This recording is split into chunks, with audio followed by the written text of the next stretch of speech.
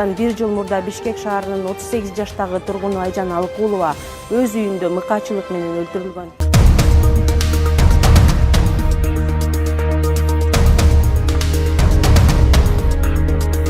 Өпкөсүнө жарым литр кан толуп калганда өпкөнү жанчып кеткен, көкүрөгүн тешип сүйөктөрү.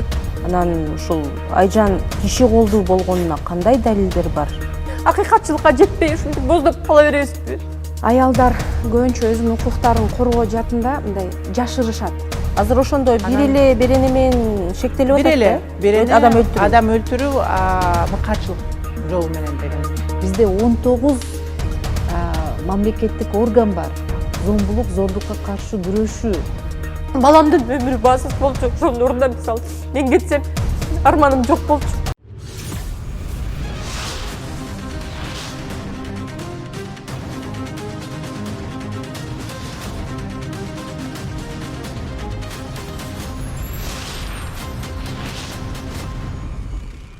Кутман кеч бул аянтча теледолбоорунун кезектеги чыгарылышы мындан 1 жыл мурда Бишкек шаарынын 38 жаштагы тургуну Айжан Алыкулова өз үйүндө мыкаачылык менен өлтүрүлгөн. Анын жакындары акыйкаттык издеп чырылдап жүрүшөт. Анткени тергөөгө нааразы экен. Кандай нааразычылыктар? Анда сөз башынан болсун. Биздин коногубуз Жекшенова Роза эже, Айжан айымдын апасы. Саламатсызбы? Алгач сизге көңүл айтабыз. Кызыңыздын арты кайрылуу болсун. Айжан жөнүндө айтып берсеңиз. Айжан жөнүндө айтсам, ушул кызым мындай балдарымдын башы болчу да, тоң кызым болчу. Анан ошо кичинекей кезинен ушунчалык элпек, жароокер, боорукер, оорунду колдон жеңилинде жерден алган бир асыл кыз эле да. Анан мектепте окуп жүргөндө дагы, студент кезинде дагы ушунчалык баягы биздин ошол Айжандын балалыгы баягы союз бузулуп, аябай оор кырдаалга туш келген да. Ошол убакта биз эмне гана кылган жокпуз, баягы өкмөттүн ошо телерадио компанияда иштечимин. Ошол убакта баягы өкмөттүн акчасына жарытылуу эч нерсе келбей, ошол балам менен базарларга чыксам мени менен кошо чыкчы, подъезд жуусам мени менен кошо чыкчы. Ушундай отработкаларга чыгып, өзүнүн эмгеги менен баягы нан таап жегенди кичинекейинен өздөштүргөн кыз болчу да. Анан колума кол, бутума бут, өзүнүн бөбөктөрүнө аябай карамдуу болчу. Эшикке чыгып кетсем, ошо үйдүн бүт кармап турчу. Үйгө кирсем, баягы сырттагы жумшаган иштерин баарын тең орунду аткарган аябай акылдуу, боорукер, жароокер кыз эле да. Аябай аракетчил болчу. Өзүнүн эмгеги менен ошо мектепте окуп жүргөндө эле анда курстарга бир чанда эле адамдар барчу. Ошол кездерде эле ошо өзү бир жерден иштеп таба калып, бирөө менен карагат терише калып, бирөөлөр менен жана алма сорттошо калып, ушундай иштерди таба калып эле ошо курсуна акча таап, курстарды окуп, англисчени ошол бир 7-8 класстардан баштап өздөштүргөн кыз эле. Чоңойгондо анан ушу чет өлкөлөрдө котормочу болуп иштеп келген экен. Андан кийин ошол өзүнүн баягы биякта окуп аракет кылды. Эмен академиясында окуду, телевидениенин академиясында окуп, ошо дикторлук кесипти алды. Өзү дагы международный журналистиканы окуган БГУда. Андан кийин анан 1,5 жылдан ашыгыраак ошо омбудсменде да иштеди, укук коргоочу болуп. Андан кийин ошол чет өлкөгө барып иштөөгө өзү эме болду. Бияктан акчага жарыбайт экенбиз. Ошол жака барып иштеп келейин деп анан ошол чет өлкөгө барган. Чет өлкөгө барып барган жеринен бир эле жумушту аркалап кетпей, ошол жактан дагы курстарды окуп, ал жерде ошо курстар маанилүү экен да. Ошол жактардан 5-6 сертификат алган. Ошондо 5 тилде эркин сүйлөгөн, мындай дүйнөлүк деңгээлдеги котормочулукка чейин деңгээл жетип калган кыз эле да. Анан ушул карьерам деп жүрүп, анан буттан турабыз деп жүрүп, өзү ошол эмгеги менен 18-19 жыл ошо чет өлкөдө эмгектениптир. Бияктан бизге жардам берди, бир туугандарынын баарын жогорку окуу жайларын окутту. Андан тышкары ошо өзүнө үй алган, квартира алды, машина алды. Анан мен айтып калчу элем, турмушуңду параллельно алып кетишиң керек кызым, ошо турмушуңдан кечикпей алып кетишиң керек десем, күлүп калчу. Мен өзүмдүн турмушумду биринчи буттан туруп алайын, андан кийин турмушумду баштайм деп ошентип калчу эле да. Анан артында мынакей 13 жашар баласы калды, биз калдык томсоруп, бир зөөкүр келип туруп, ушунчалык баягы баламдын ушунчалык эмгегинин баарын бир күндө ошо быт-чытын чыгарып, бир зөөкүр, тарбиясыз, бир садист келип туруп эле кызымдын түбүнө бир заматтын ортосунда жетип койду. Биз азыркы күнгө чейин ишене албай турабыз. Ошол мына өлгөнүнө 3 күндөн кийин өлгөнүнө 1 жыл болот. Айткан коңгой, бирок ошентсе да кайрат кылыңыздар. Анан ошол буга чейин да сиз биздин каналга келип «Датым бар» программасында ошо Айжандын өлтүрүлгөн күнү тууралуу, андан кийинки ага чейинки окуялар тууралуу айтып бергенсиз, бирок ошентсе дагы көрөрмандарга түшүнүктүү болсун бул долбоордо. Ошон үчүн дагы ошол каргашалуу окуяны кайрадан эске салып, канчалык оор болсо да түшүнүп турам, бирок кайра айтып берсеңиз. Мына бир саналуу күндөрдөн кийин 1 жыл болот экен. 24 февраль күнү 24 жылы Айжан өз үйүндө өлтүрүлгөн экен. Ошол окуяны айтып берсеңиз, ким тарабынан, кандай болгон? Мындай болгонда ошол өзүнүн өлүмүнө чейин 1-2 айча ошо кызым келип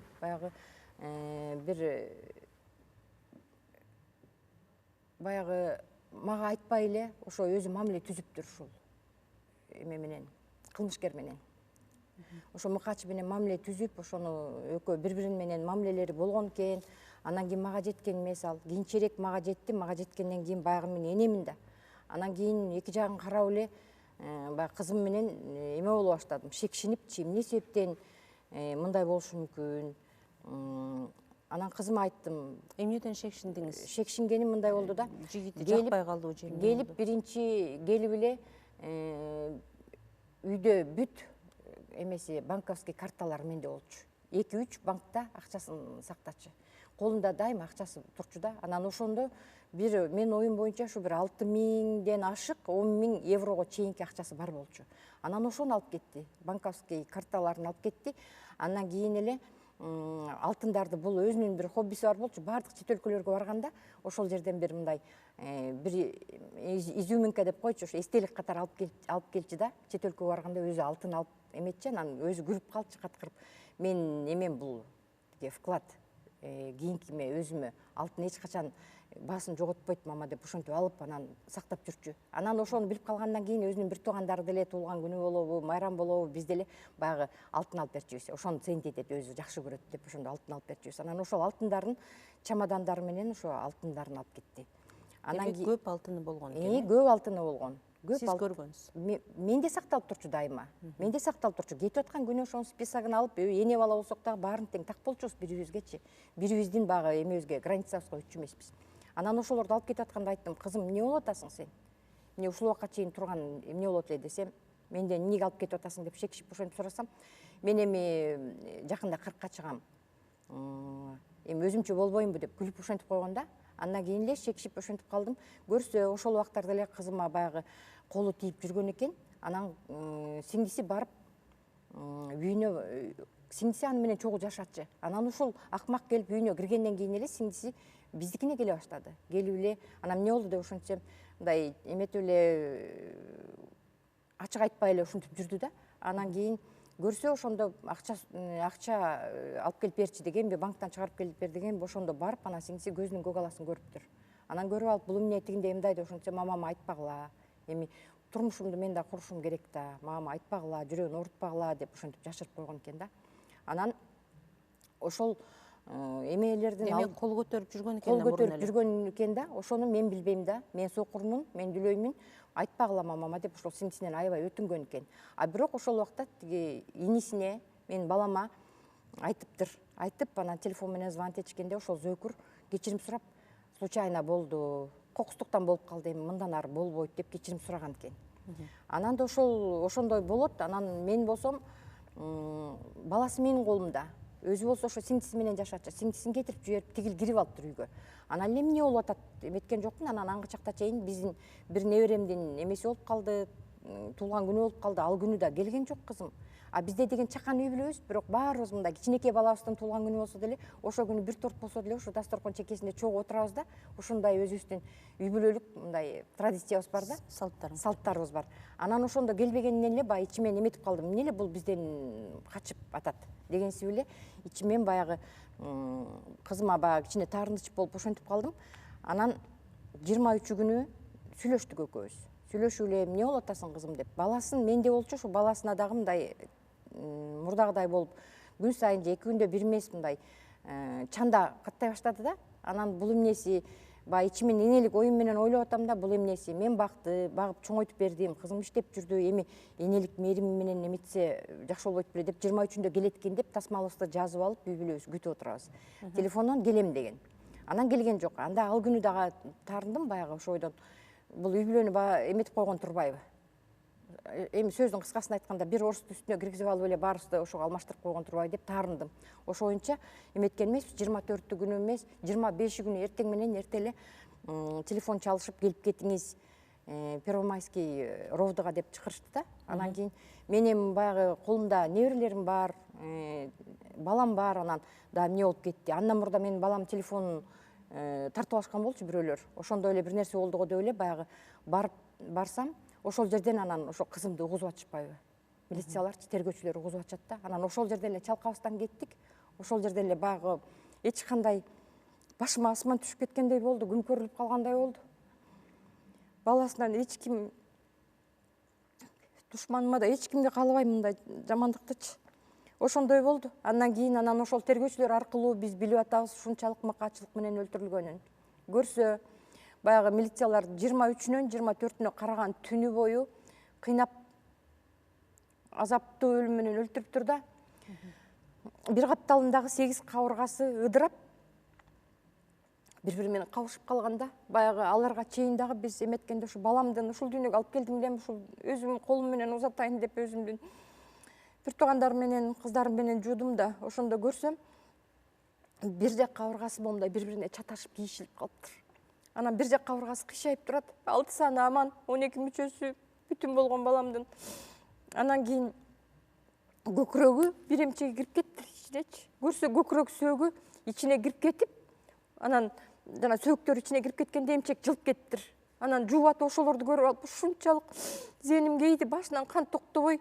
Анан кепин деп атканда ошо молдолорго айттык да, башынан кан токтобой атат, кандай кылабыз, кепин улам булганып атат десе, ошо молдолор айтышты да, өзүнүн күбөсү ошону колуна кармап барсын Алланын алдында.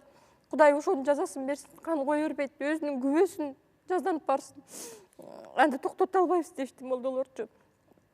Анан өпкөсүнө 1,5 литр кан толуп калганда өпкөнү жанчып кеткен, көкүрөгүн тешипчи сөөктөрү. Анан кабыргасы жарылып, кабыргасын бир эле кабырга 2-ден 3-төн жолу сынып кеткенде, анан бөөрөгүн алып барып туруп жанчып таштаган. Бөөрөктөрдү тиштеп калган да эмечи, кабыргалар. Анан башындагыларын таң калам, ушунчалык мындай мыкаачылык менен тамтыгы жок. Ошо күндүз линза кийчи, анан кечкисин көз айнек тагынчы да. Ошо көз айнектин издери бизде сүрөттөрүнүн баары бар. Ошол көз айнектин издери мо көзүнүн чарасына кирип кеткен. Тамтык жери жок, моунтулган жерлеринде эми шумдуктуудай болгон тактар бар экен. Денесинде, ошол денесинде бир дагы мындай таза мүчөсү жок. Ушунчалык садисттик менен, ушунчалык жырткыч деп айтууга, жырткычтар дагы мындайга барбайт да. Жырткыч деп айтууга да болбойт. Ушунчалык эрикпей, муну аябай кыйнаган да, жерине жеткире чейин кыйнаган. Тизелеринде, демек бул 23-нөн 24-нө караган түнү болуп атат. Түнү. Андан кийин ушул сиз азыр санап өттүңүз ушунчалык көп жараттардычы. Экспертиза ушунун баардыгын көргөзгөнбү? Экспертиза баардыгын көргөздү. Баардыгын көргөзүп, толуктап берди. Баардыгын айтты. Анан баарынан биздин арданганыбыз, мен кызымды өлтүрүп, анан алып барып туруп, ваннага алып барып жаткырыптыр. Ваннага жаткырып туруп, баягы сууну күйгүзгөн боюнча, эми өзүнүн ою боюнча, ошол жырткычтын ою боюнча, ошо ваннага кирип, анан кийин тиги өзү өлдү кылам депчи. Өзүн өзү өлтүрдү деп. Бөтөлкө туруптур ошол ваннадачы, ошондон оозуна куйган ошол эменичи. Өзү ичип алып, анан кийин өзү өлдү болсун депчи. Тез жардам барганда Айжан каза болгон бекен? Тез жардам барып, ошол кыздын эмеси жаны чыгып кеткенин көргөндөн кийин анан ошол тез жардам милицияга чалган экен. Ошондой болгондо. Андан кийин мынакей сиз ошо шектүү катары Айжандын сүйлөшкөн жигити Кирилл аттуу жаранды кармалган экен. Экөөнүн мамилеси ушундай болуп жүргөнүн балким сырдашкандарга айткан бекен, досторуна айткан бекен. Анан кандай маалыматтарды ала алдыңыз? Баарынан өкүнүчтүүсү ушул болуп атат да, өмүр бою менден эч качан сыр жашырчу эмес кызым.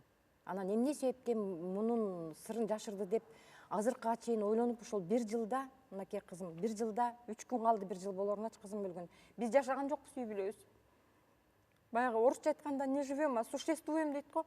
ушул акыйкатчылыкты күтүп барабыз, сотко барабыз, тергөөнүн акыйкатчылыгын күтөбүз, соттун акыйкатчылыгын күтөбүз. Ошо 1 жылдын ичинде ушу ар кандай ойлор келет экен да. Эмне себептен ушул менен эч качан сырын жашырбаган, ошол кичинекей кезинен ошо мага кызым дагы болгон, сырдаш дагы болгон, жардамчым дагы болгон ушул кызым эмне себептен сырын жашыр десе, көрсө бул киргенден кийин, ошо үйүнө киргизгенден кийин мунун бир шантажга түшкөнүн ойлойм да. Шантажга түшкөн да кызымчы. Анан бул кирип алып, ошо тигинин сырын билип, эң алгач баягы аябай конфетный болуп, аябай цветочный болуп келип жүргөн экен. Анан ошентип келип тургандан кызымды бир шантажга салган го деп ушундай ойдо жүргөм да. Анан биз могуреке резонанс жаратып, баягы коомчулукка билдиргенден кийин өзүнүн жанындагы айтып аткан жанагы күбөлөр, ошолордун тигилердин мамилелерин билгендер, тиги кызга кандай мамиле жасаган, анын акчасын каяка тратить эткен, тигил болсо наркоман экен, ошонун кимдер менен эмес болгонун, даже ошол күнкү 23 күнү жөнөткөн фактылардын баардыгы тең азыр чыгып атпай, тергөө бүткөндөн кийин азыр мына соттун алдында турабыз, бирок чыгып атат. Ушулардын баардыгы бизден эмес, ушу бизге борорган, ошол кыздын жаркыраган момундай өмүрү кыйылганына ичи күйгөн ошол башка эле адамдар, билгендер, ошол адамды билгендер чыгып атат да. Ушул жерден маркум Айжан Алыкулованын бир аз сүрөт жана видео тасмаларынан слайд-шоу даярдап койгонбуз. Ошого кезек берип көрүп алсак, Айжан тирүү кезинде кандай жаркылдаган кызы болгон экенин.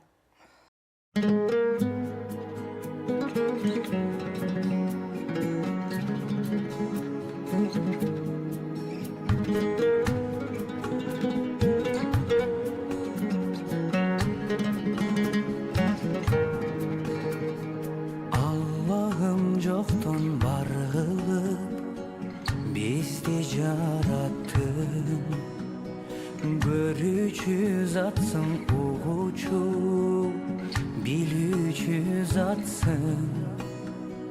Жашоодо биз жасап каталык, сыноону билбей, сезбей жашадык. Кечиримдүүсүң, кечиргин бизди билип билбестен күнөө жасадык. Намазы жок канча таң аткан, өмүр болсоң өтүп бараткан. Напси бизди жеңер күч берип, өзүң сакта бизди жараткан. Периштелер уксун жакшысын, белек кылчы бейиш ачкычын. Ар адамга насип кыла көр, эки дүйнөнүн тең бактысын. Дагы бир жолу кайрат айтабыз. Анан тергөө кандай жүрдү эле, Роза эже? Тергөөгө бир нааразычылыктарды айтып жүрдүңүз. Биз тергөөгө өтө аябай нааразыбыз. Баягы баш жоготкон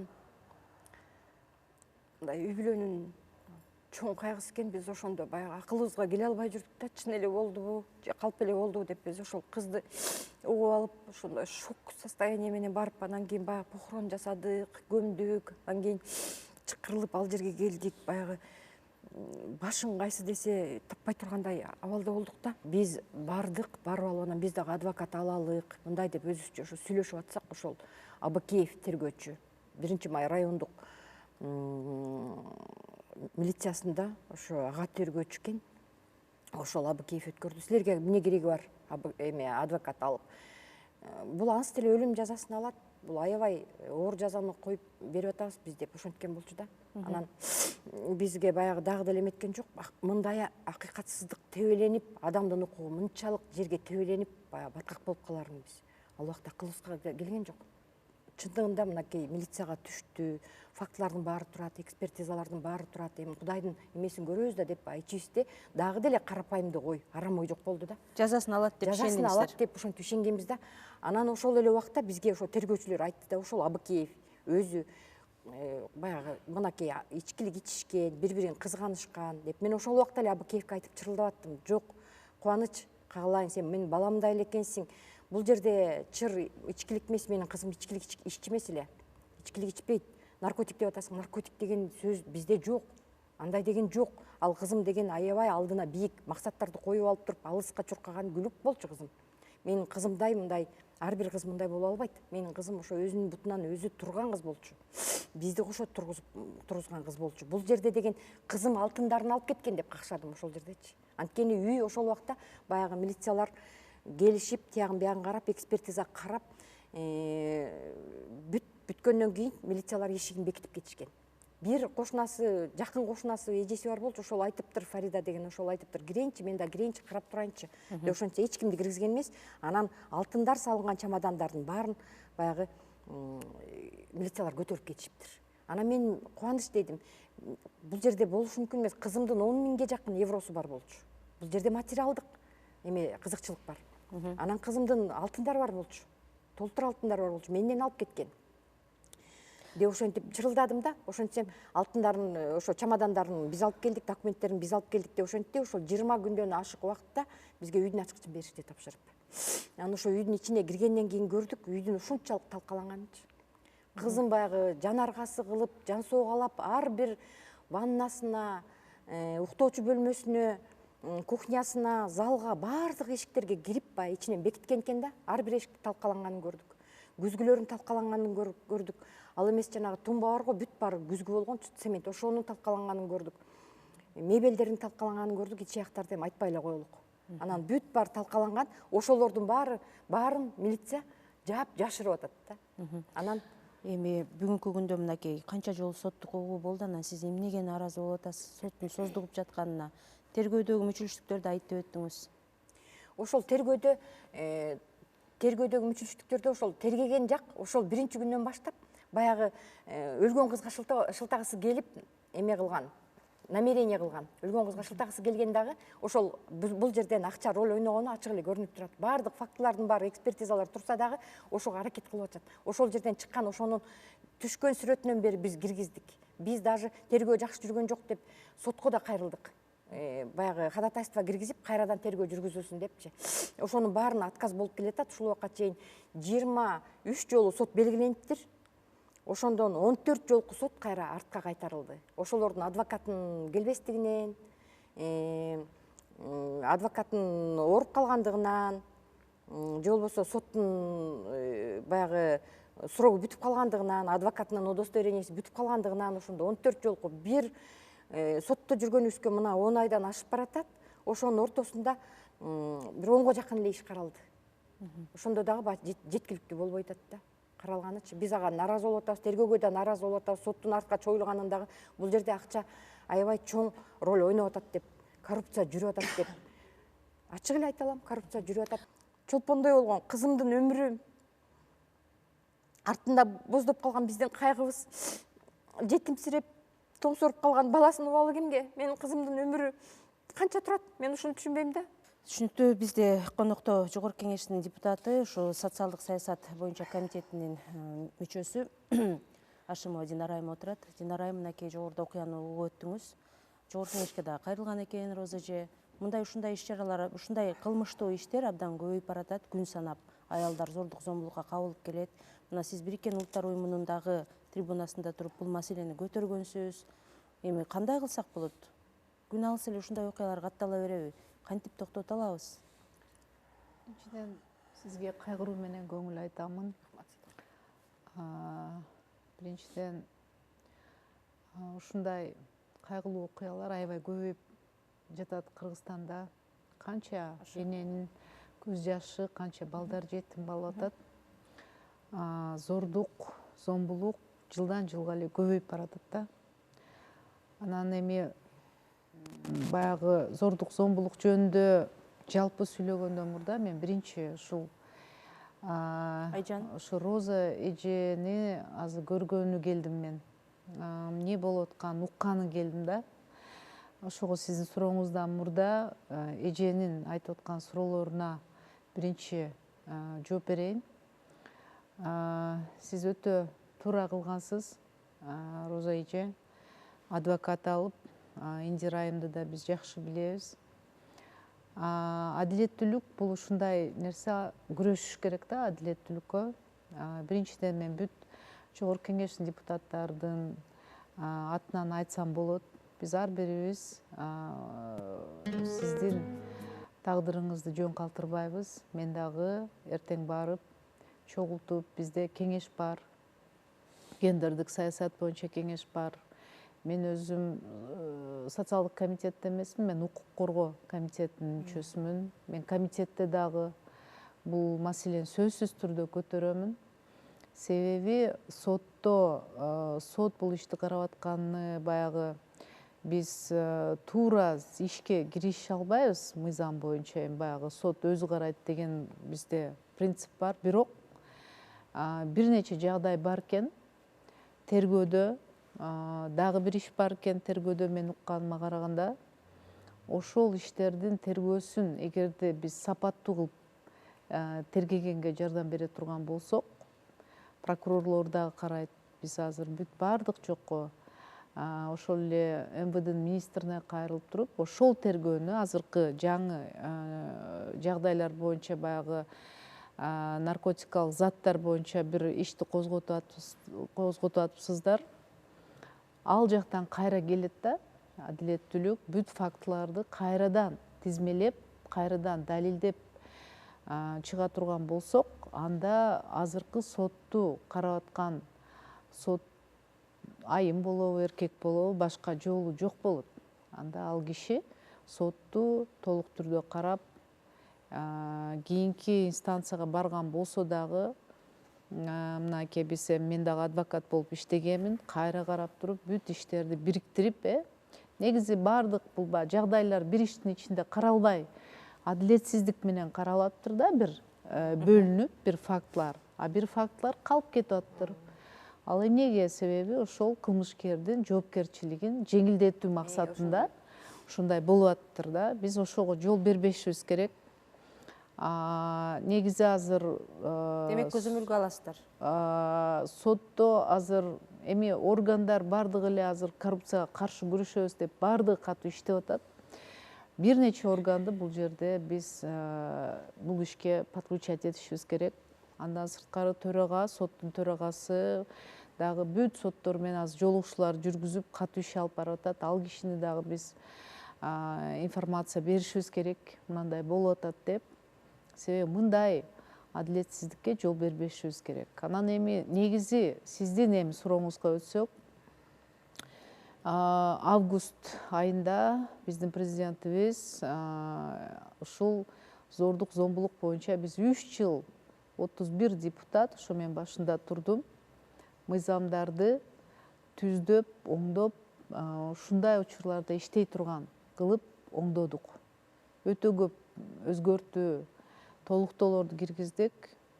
Ошол мыйзамга биздин президентибиз кол коюп берди. Мамлекеттен өтө чоң каражаттар керек. Ошол профилактика мындай иштер болбош үчүн. Жана сиз айтып атпайсызбы, биз билип калганбыз, четин угуп калганбыз, зордук зомбулук башталганын. Ошондо кошунасы билип калабы, башка адамдар көрүп калабы. Ошол зордук зомбулук башталып аткан учурдан баштап кылмыш иши каралганга чейин жана жазасын өтөгөнгө чейин биз азыр өзгөртүп чыктык да системаны. Ага өтө чоң каражат керек мамлекеттен. Ошого карабастан президент колдоп, кол коюп берди. Буюрса, мына быйылдан баштап ушу механизмдер ишке кирет. Өтө өкүнүчтүү, ошо Айжан ал Зөкүр менен жолуккан учурда ушундай ачык айрым боло турган кылып, коомчулук кирише турган болуп, тергөө кандай жүрүш керек экенин баягы биз киргизген толуктоолор болгон эмес, ошондуктан көп мүчүлүштүктөр тергөө убагында болуп кеткен да. Ошон үчүн мен айтам, ушу мамлекеттик органдар азыр президентибиз баш болуп, даже ушу ГКМБга чейин азыр зордук зомбулук менен арга жоктон биз эме кылып атабыз да, алек болуп атабыз. Ушунчалык жаман биздин коомдо көрүнүш болуп атат да, ушунчалык мыкаачылык көбөйүп атат. Эмне себептен? Себеби мыйзамдар биринчиден начар болгон, экинчиден бул жагдайга ушу коомчулук дагы мындай салкын карайт да бизде. Кайдыгер. Биз ушундан арылышыбыз керек. Экинчиден биз балдарыбызды ошол бала бакчадан баштап зордук зомбулуксуз конфликтлерди чечкенге үйрөтүшүбүз керек да. Ушундай бир поколение болуп калдык да, биз ошону билбеген. Анан эми мен бул жерде туруп сиздерге туура эже, мен сизди өзүм кабыл алам. Бүт ойлонушабыз, мына адвокатыңыз дагы, биз бир нече жолу жолукканбыз. Өтө жакшы айым, өтө баягы кесипкөйлүк эмес, адамгерчилигинде дагы Индира айым, мен ойлойм, аягына чыгарат жумушту. Биз колубуздан келишинче бүт жардам берели. Жогорку кеңешке да сизди чакыралы. Бүт ушул алар кандай план, механизм ойлоп таап атса, ушул жазадан качууга биз ошондой план, механизм жасайлы, ойлоп чыгайлы, ишке ашырайлы дагы. Чынында мыйзам, адилеттүүлүк ошо ишке ашыраарына жардам берели. Эң негизгиси ошо сиздин ичиңизде болгон күйүт. Бул бир гана ошо туура айтасыз, балаңызды жоготуп, балаңыз ушунчалык азап өлүм менен өлгөнү, бул эне үчүн. Мен дагы балдарым бар да, биякта туруп ушу зорго өзүмдү кармадым. Мен сизди Чоң рахмат, Динара айым. түшүнөм. И бир гана ал күйүт эмес, бул экинчи күйүтүңүз. Ошо адилетсиздиктен болуп аткан күйүт. Биз балаңызды кайра кайтара албайбыз, бирок адилеттүүлүккө баарын чакырып, органдарды дагы, коомчулукту дагы биз жардам бере алабыз. Биз ошон үчүн депутат болуп отурабыз. Сөзсүз түрдө киришебиз биз. Чоң рахмат, Динара айым. Биз дагы сиздер ушу жогорку кеңештин депутаттары Роза эжени жалгыз калтырбайсыз деген үмүттөбүз, ишенебиз сиздерге. Анда эмесе ушу жанатан бери сөз болуп жаткан ушул Роза эжеге юридикалык колдоо көрсөтүп келген белгилүү юрист айым Индира Сабытова айым биздин студияда отурат. Индира айым, ушул башынан баштап эле бул ишке көзөмөл жүргүзүп жардам берип келет экенсиз. Мынакей кармалган шектүү жаран башында өлтүргөнүн мойнуна алып, андан кийин мен ошо кызматкерлердин басымы менен мойнума алып койгом, өлтүргөн эмесмин. Айжан өзү ичип алып ушундай өлүмгө барган, өзүн өзү өлтүргөн деген көрсөтмө берип жатыптыр да. Анан ушул Айжан киши колдуу болгонуна кандай далилдер бар? Ошону далилдеп, анын көрсөтмөсү жалган экенин далилдегенге мүмкүнчүлүк барбы? Мүмкүнчүлүк бар. Азыр эми бул акыркы сотто айыптоочу бүт тергөөдө берилген көрсөтмөлөрдөн баш тартам. Анткени ошо кысымдык болгон тергөө учурунда деп жоопкерчиликтен качуу максатында айткан сөзү болуп атат. Анткени ошол эле мамлекеттик айыптоочу прокурор сотто сурой берип атат да, сиз кандай түшүндүрөсүз? Айжан бир эле кулаган үчүн 8 кабыргасы сынганы, мынча чачы жулунуп, үйдүн ичиндеги бүт талкалангандары эшиктери десе, андай суроого жооп бере албады толугу менен. Анан кылмыш ишинде материалдарда ошо үзүлдөө тартибине жакындап калдык. Ал жерде соттук биологиялык экспертизалар бар, соттук медициналык экспертизалар бар. Сот учурунда мына Роза эже санап келатат, канча процесстерди, канчасы болду, канчасы болгон жок. Анан сот отурумунда ошо соттук медицинанын экспертизасынын экспертин чакырып, кылдаттык менен суралды. Кандай учурда жаңагыдай ошо алынган травмалар кандай учурда пайда болушу мүмкүн? Экспертизада воздействие тупого предмета деген корутунду чыгарып атат эксперттер. Эми мен ойлойм, ошо айыптоочу айтып аткан сөздөрүнө сот сөзсүз түрдө мындай критикалык баа берет. Себеби бул ачыгынан ачык жоопкерчиликтен качуу максатында. Бул биринчиси. Экинчиси болсо, тергөө учурунда биз көрүп атабыз, эми сот адилеттикти орнотуш үчүн ошо кандай тергөөдө материалдар изилдеп, тергелип алынып келсе, айыптоо актысы менен ошого юридикалык баа берет, андан ашыгына чыга албайт. Бирок биз жабырлануучу тарап катары Роза эже чырылдап эле башынан эле айтып келатат, тергөө учурунда көптөгөн мындай эмелер болгон, жагдайлар болгон, сырдуу жагдайлар. Ал сырдуу жагдайлар тергөө учурунда Роза эже өзү айтып атат, жаңы кайгыга баткан учурда андай да эле ойлобоптур, жаман ой. Азыр анын баары сот отурумунда чыгып атат. Себеби деген Айжанды билген, айыптоолуучуну билген жакындары экөөсүнүн мамилеси, экөөсүлөрүнүн видеолорун ошол кайгы күнү 23-24 түнү болгон күнү болгон видеолорду кандай абалда ал бала видеону тартып 23 ошо жаңа майрам күнү болуп коргоочулардын биздин день защиты защитников болгон майрамда арак ичип өзүнүн өзү тартып группаларга жөнөткөн видеолору болуп атат. Негизи ошо экспертизага биз таянсак, Айжаннын өлүмү Демек ошол күнү мас болгон. Мас болгон, наркотикалык абалда болгон. Ошол видеодо тартып атканда ошонун баары далил катары ошо столдун үстүндө көрүнүп эле турат. Бирок тергөө учурунда ал далилдер жок болуп кетип атат. Соттук экспертизага такыр башка баңгизат келип атат. Башка дегеним вес башка. Бул эмнени айтып атат? Бул мындай кылмышкердин биздин оюбуз боюнча тергөө учурунда колдоо көрсөтүлгөнбү же жашырылганбы жоопкерчилигин жеңилдетүү максатында. Бул боюнча биз прокуратурага кайрылдык, жабырлануучу тарап. Бул боюнча соттоо отурумда ачык кайра тергөөгө кайтаруу жөнүндө сурадык. Себеби деген өз учурунда жабырлануучу Роза эже өз учурунда бүт арыздарын бериптир. Бирок тергөө учурунда ошол эле алтын жоктугу боюнча, кража, ошол эле наркотик боюнча, бирок ага тергөөчү эч бир юридикалык баа бербей койгоптур. Эң негизги айтып кетчү нерсе сот отурумда Жырайым ушул жерден суроо берип коеюн. Кайра тергөөгө алынса бул иш, демек дагы беренелер кошулушу мүмкүн, Кайсы беренелер кошулушу мүмкүн? Алтын жогу бул Карактоо. Ооба.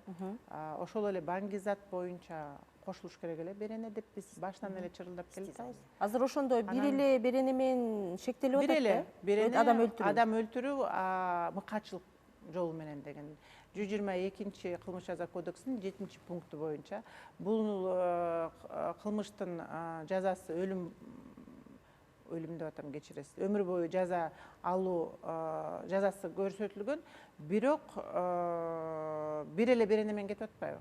Анан Роза эже өзү айтып атат, эми истязание деп башынан эле айтыптыр. Ошо мыкаачылык боюнча беренени эмнеге истязание? Себеби деген түнү бою сабалып жатпайбы кыз? Квартирасында дагы, үйүндө дагы ар бир эшиктен талкалангандыгы чын эле бул коргоо максатында өзү качкан экен да, же бир кошунасы угуп туруп да чалып эмес, кайдыгерлик нерсени азыр айтып атабыз. Асель Айымды эстесек, ал жерде кошунасы чалып, Асель Айым Ногойбаева ошо иш боюнча ошо кошунасын аябай кандай маанилүү бир звоногу чечкен өмүрдү. Бул жерде өмүрүн сактап калган десек болот. Өмүр сактап калган. Бул жоопкерчилик ар бирөөбүздө экен да. Ошо үй бүлөлүк зомбулук, ар кандай зомбулук болорду көрүп укмакстанга салбаш керек экенбиз. Албетте кайдыгерлик бул биздин коомдун эң орчундуу оорусу десек болот. Мисалы үчүн ошол карактоо, баңгизат колдонуу жана кыйноо деген беренелер кошулса, ал алган жылдарга кошулабы, кандай болот? Жазасы кошулмак. Жазасы көбөймөк. Анан негизи эле бул эми жабырлануучу тарапка толук акыйкат, адилеттикти талап кылып атышпайбы? Ошол эми кыздын өмүрүн кайтарып бере албайт, бирок мамлекет органдары ошо кылдаттык менен тергеп, адилеттикти көрсөтүп, жабырлануучуга жазасын берсе, ошол кезде эненин жүрөгү тынчыйт беле дейбиз да. Мына бүгүнкү бизди ушул жерге чогулткандын себеби сот создуктурулуп атат. Ушундай бир жоопкерчиликтен качыруу аракеттери көрүлүп атат деп Роза эже айым чыркырап кайрылган да. Ошол соттон качып кетүү, жоопкерчиликтен качып кетүү мүмкүнчүлүгү барбы? Соттон качып кетүү мүмкүнчүлүгү жок деп ойлойм. Бирок бул жерде сырдуу нерселер болуп атат, көп нерселер. Сот отурумунда деле айтылып атабыз биз, ошол эле судьяга отвод берилди, ага канааттандырылган жок. Биз коргоо катары бүт мындай процессуалдык иш аракеттерди кылып атабыз. Ага деле баа берилет го деп ойлойм, сөзсүз түрдө. Себеби тергөө амалдары дагы бүт териштирилген нерселери туура эмес болуп кайтаруу жөнүндө ага да баш тартты судья. Өкүм чыгарганга даяр катарын өзү өкүм чыгарганга даяр экенин көрсөттү да. Бирок прокуратура органдарына да мен өзүм жеке Первомай районунун прокурорунун орун басарына кирип чыктым. Ошо сот отурум болгондо. Себеби азыр Роза эже кайрылган баа берилген эмес да, ошо алтындар 1,5 миллион деп атат эжекебиз. Кыздын юридикалык жаңагы алтындарына ошо каяка жоголгонуна юридикалык баа берилген эмес. Ошондон кийин иш бөлүнүп, азыр Первомай районунда козголгон кылмыш иши бар. Ошо алтындар жоголгон кража боюнча 4 жолу токтоп, 4 жолу кайра биз жалоба жазып иш кайра козголуп атат. Эмне себеп менен, кандай жүйө менен токтотуп коюшту тергөөнү? Кишини таба албай атабыз деген. 3-пункт боюнча. Кишини таба албай атат. Бул көрүнүштүндө практика көп кезигет, ооба. Айжан өлгөн күнү Первомай районунун прокурорунун орун басары өзү ошо тергөө группа менен кошуп мен чыктым деди. Мен көрдүм, мен болдум деп ушинтип айтты да. Бирок болбой эле ошо кылдаттык менен мындай териштирүү болбой жатат да. Айыптоо актысын окусак, тергөө тобу тергептир бул кылмышты. 2 ай тергеп атат. Айыптоо актын көрсөк 1,5 баракка эле жазылып атат. 1,5 баракка эле айыптоо актысын жазып, сотко өткөрүп берип атат. Эң маанилүү кечээ сот отурумунда айтылган нерсе, жаңа токтоюн деген нерсе, мен айта турган сөзүм. Демек, көп жагдайлар кошулбай кеткен деп ойлойсуз? Көп жагдайлар кошулган эмес, баа берилген эмес. Мисалы, биз билебиз, азыр биздин уюлдук телефондор бүт маалыматты камсыздайт. Айыптоочунун уюлдук телефону, Айжанын уюлдук телефону, ошол жерде болгон компьютерлар протокол обыскада алынып атат тергөөчүлөр менен. Тергөөчүнү да суракка алдык сотто. Алдын сурап атабыз. Сиз ошо эмне себептен алынган далилдерди сиз далил катары каттабай, андан кийин осмотр, айтып атпайсызбы, осмотр телефону. Эмне бар, эмне жок десе, кылынган жок десе, мен телефонду караган эмеспиз дейт. Биз осмотр кылган эмеспиз, изилдеген эмеспиз ичинен. Эмне себептен силер аны алып атасыңар телефонун десем, кайра эле берип койдук дейт. Тергөө аяктаганда берип коюп атат. Это биз айтып атабыз, бул телефон, ноутбук, бунун баары маалымат носитель. Ошол үчүн ал жерде ошол эле видеолор бар экен, ошол эле бири-бири менен СМСтер бар экен, сүрөттөрү бар экен.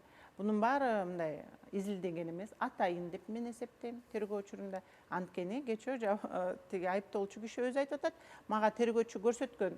Сурап атабыз да, сиз жаңа баңгизатты колдоносузбу десем, ооба дейт. Анан ошол күнү да чеккенмин дейт.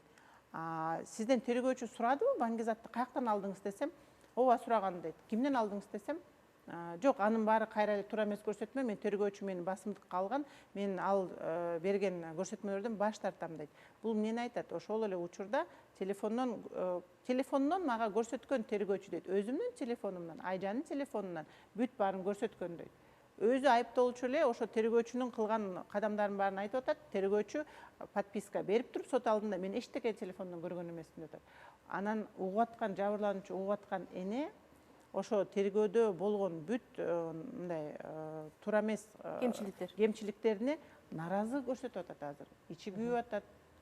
Эми сиздер кайра тергөөгө алуу сунушун келтирипсиздер, Индира айым? Ал четке калды. Баш тартышыптыр. Эми дагы кайра сунуш келтиресиздерби же кандай болот? Азыр биз генеральный прокуратура, башкы прокуратурага арыз менен кайрылдык.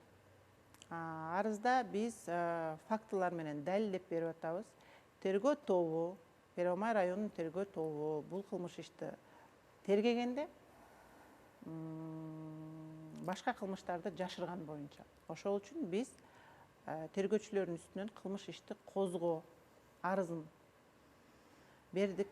Сөзсүз түрдө мен ойлойм, ушу бүгүн ошо эфирде бергениңизге мүмкүнчүлүк рахмат. Кайрылуу берет элем башкы прокуратурага ушул ишти, ушул арызымды жабырлануучу тараптан башкы прокурорго Максат Кубатовичке арналган арызды кылдатык менен башкы прокуратура өзү караса.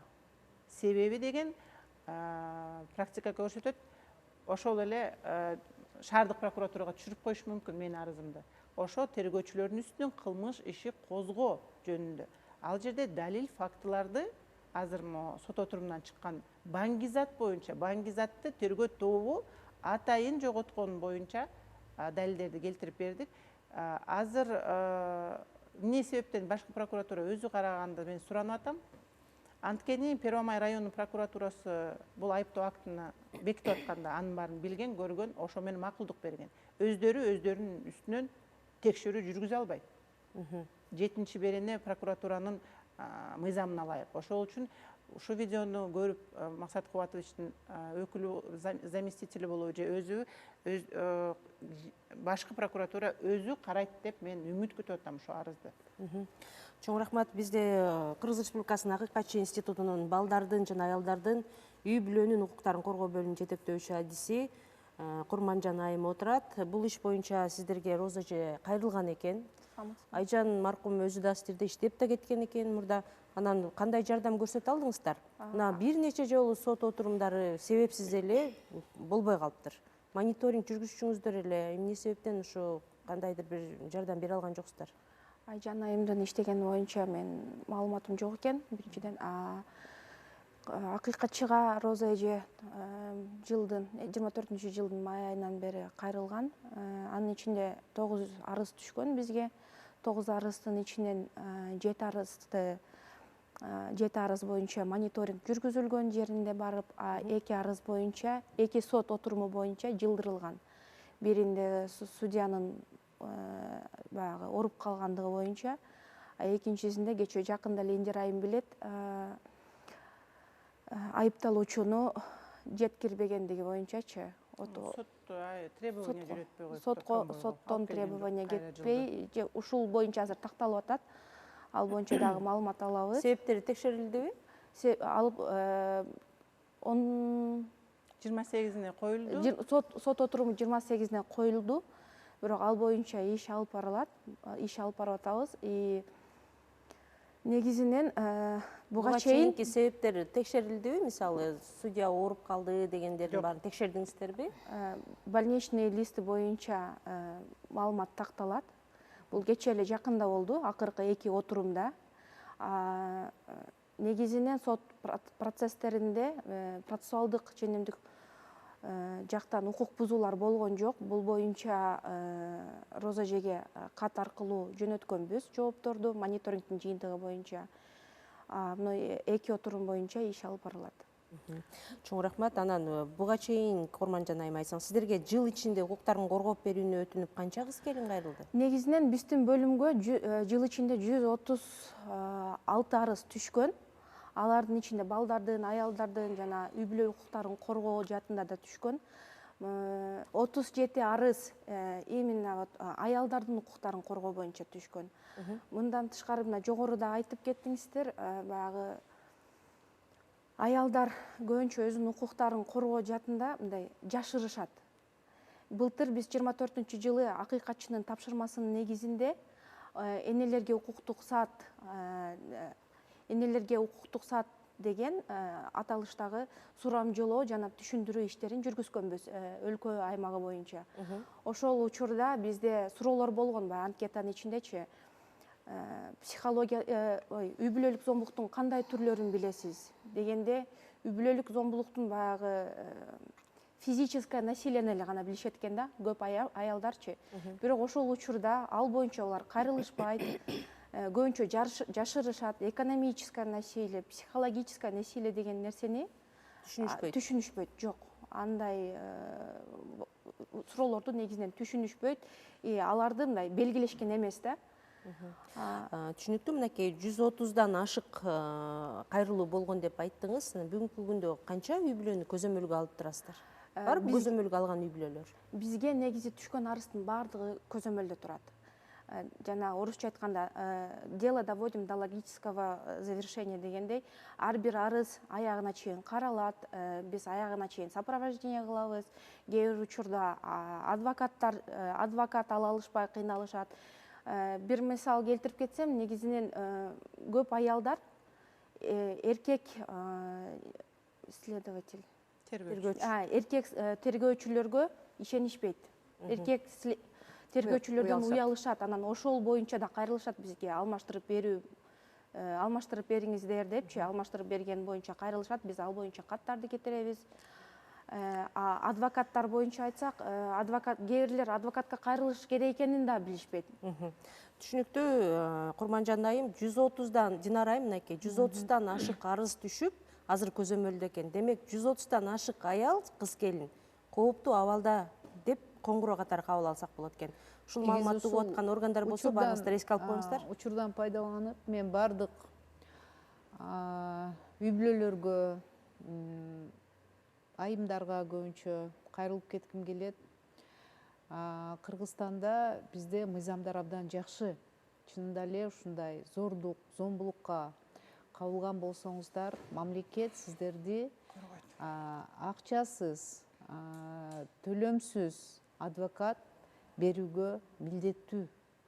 Ошон үчүн ушундай учурларда өзүңөр ушул проблема менен алышпастан ушул мамлекеттик органдарга, юстицияга кайрылып туруп, адвокат алганга укугуңуздар бар азыр биздин мыйзамдарыбыз боюнча. Эң негизгиси ушул баягы адвокат керек да, башынан адвокат керек. Мына Роза эже дагы билбей калды да ал учурда. Ошондо адвокатты алганда, мынал тергөө дагы жакшы, сапаттуу жүрмөк да. Ошон үчүн мындай баягы өлүмгө жеткизбестен, ар бир учурда омбудсмендин деле ага ачыгын айтканда бардыгына колу жетпейт, полномочия, ыйгарым укуктары жетпейт. Бизде 19 мамлекеттик орган бар. Зомбулук, зордукка каршы күрөшүүгө милдеттүү. Аким, айыл өкмөттөн баштап. Ошондуктан биз өзүбүздүн укугубузду билишибиз керек. Анан укугубузду билбей да калышыбыз мүмкүн да. Ар түрдүү чөйрөдө да аялдар. Ошон үчүн биринчиден адвокатты төлөмсүз мамлекет камсыздап берет. Биринчи ошол укукту пайдаланыш керек да. Чоң рахмат. Роза эже, сизге акыркы сөзүмдү сизге берейин. Кандай талаптарыңыз бар?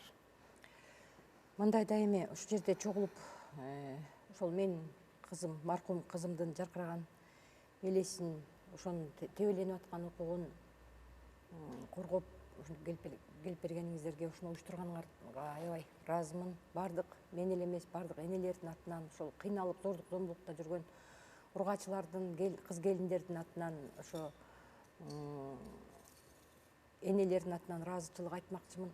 Мындай адамдын башын жоготуп алып, кырчындай болгон кызымды, 39 жашка чейин ошону алып иштеп келген кызымды, колума кол, бутума бут болуп, ошо келечегинен үмүттөндүргөн кызымды өлтүрүп коюп эле, анан ушул бир кайтыгер адамдардын ушундай саткынчылыгынан, ушундай закондорду бурмалоосунан, коррупциянын азабынан, ошондон ичибизде кегибиз болуп, баламды жерге берип, бүрзөнү кучактап калганыбыз аз келгенсип, акыйкатчылыкка жетпей ушинтип боздоп кала беребизби? Жок дегенде ошонун тиешелүү жазасын закондуу түрдө берсек, жүрөгүбүз бөксөрөт эле. Ыйладык үй бүлөбүз менен, ошо бизге акча сунуштаганда ыйладык. Ушу баламдын өмүрү канча сом турат эле деп ыйладык. Баламдын өмүрү баасыз болчу. Ошонун ордуна мисалы мен кетсем, арманым жок болчу. Роза эже, сиздин маселеңиз туура жагына чечилет деген үмүттөбүз. Айжандын соту ушул айдын 28-ине белгилениптир, 28 февралга. Сот акыйкат териштирет, акыйкат карап берет деген үмүттөбүз. Жана ошо Индира айым Роза эженин атынан башкы прокурорго арыз менен кайрылган экен. Башкы прокурорго үмүт артып турушат, ушинтип энелер ыйлап калбасын. Бул ишти биз дагы көзөмөлдөп турабыз. Ал эми ушул шектүү тараптын жактоочуларына кайрылганбыз. Ушул программага келип, мына Роза эженин суроолоруна жооп берсин деп чакырганбыз.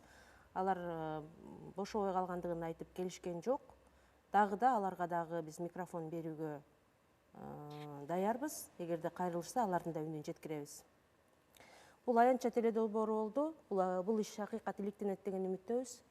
Бири-бириңиздерге кайдыгер карабаңыздар, жакындарыңыздарды аярлаңыздар. Мындай кайгылуу окуялар кайталанбасын. Аман туруңуздар. Келип бергениңиздерге баарыңыздарга ыраазычылык билдирем. Саламатта туруңуздар.